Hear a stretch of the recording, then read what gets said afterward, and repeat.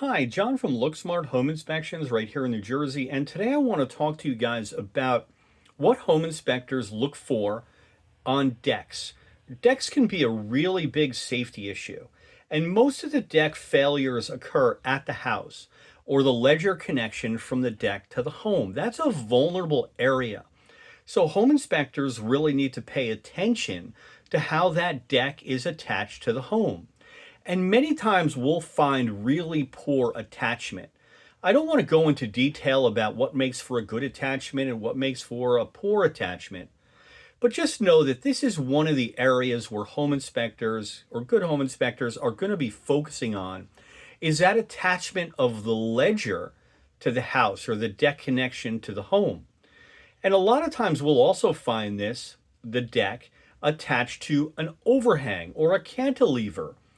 You can't really attach a deck to a cantilever or overhang because there's not a lot of meat or structure to attach the deck to in that hollow area.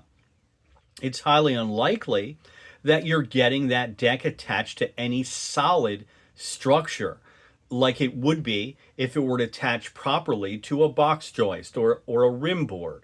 That would be different. So we're really looking at this deck connection. Another thing we find missing a lot is the deck flashing. And the flashing is there to prevent water from getting behind the deck ledger where it meets the house. And if a deck isn't properly flashed in this area, years of water entering can significantly weaken the deck to home connection, creating a significant safety hazard. So we're also looking for deck flashing. Another thing we're looking for is proper deck railings, right? We need to have a deck, especially if it's high off the ground, have properly configured guardrails. And a lot of times these guardrails will be configured correctly, but they will be just too loose.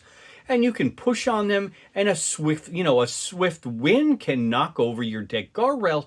Never mind your cousin Harry leaning against that, right? So we also look at the structure of the deck guardrails because that's crucially important also. We'll be looking for the deck steps and their construction and attachment to the deck, and also how the deck steps are supported. Were the proper cleats used or was it just toe-nailed? Is there proper support in the center of the span of the deck steps? So this is just a few of the things we'll be looking for. There's so many things, but on a short video, I just can't touch them all. But it's very important to be cognizant of deck defects.